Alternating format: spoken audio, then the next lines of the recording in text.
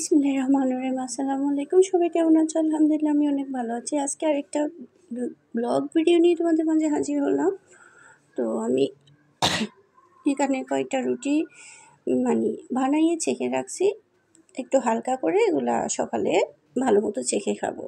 তো ছেলে অনেক আবদার করছে, রুটি খাবে। আসলে আমি রুটি গোল করে বানাতে পারি না, এই জন্য আমি রুটি বানাতে চাই না। যাই হোক, বানাই ফেললাম। তো সকালে এই রুটিগুলো বানানো হয়েছে, সকালে রুটিগুলো চেখে রাখা হয়েছে। এখন আমি উঠছি অনেক লেটে, আসলে তাদের ভাইয়ে সব কিছু করে রাখছে।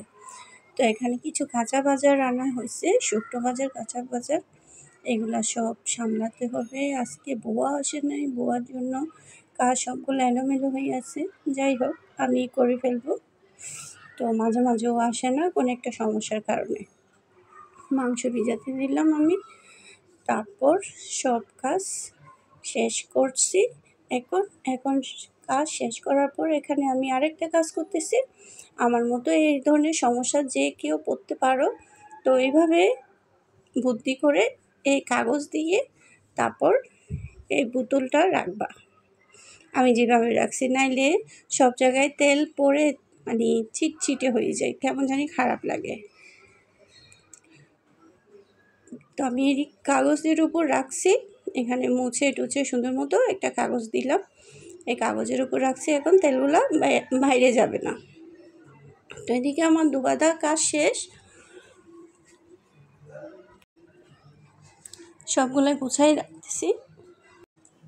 আসলে কাশি বেড়ে গেছে, অনেক কষ্ট করে ভয়েসটা দিচ্ছি তোমাদের জন্য।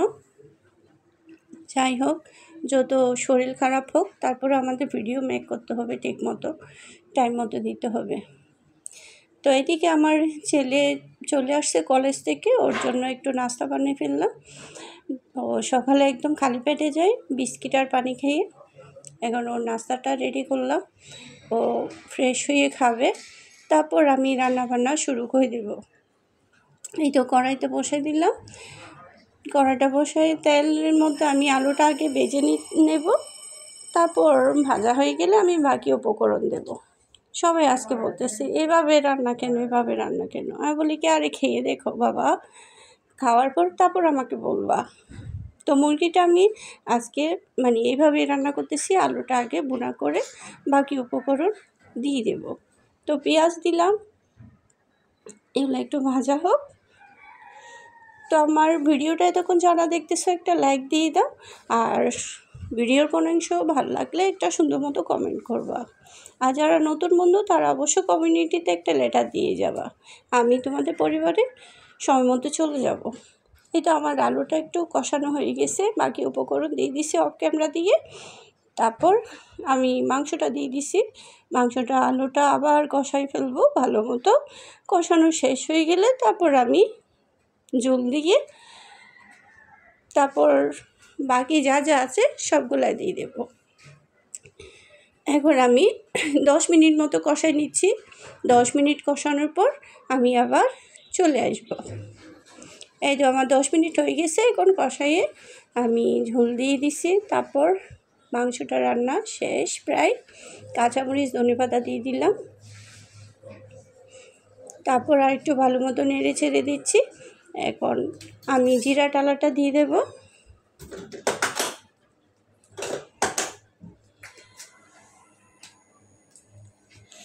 এই তো জিরা টালাটা দিয়ে দিছি। এখন জিরা টালাটা দেওয়ার পর আমার মাংস রান্না শেষ হয়ে যাবে।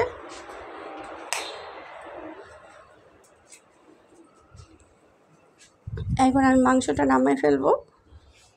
ভালো মতো নেড়ে চেড়ে দিয়ে আমি একটু 5 মিনিট ছোটো আঁচে রাখতে হয়, কারণ জিরা টালাটা ভালো মতো ফ্লেভার ছড়িয়ে না পড়লে মাংসতে ভালো লাগে না।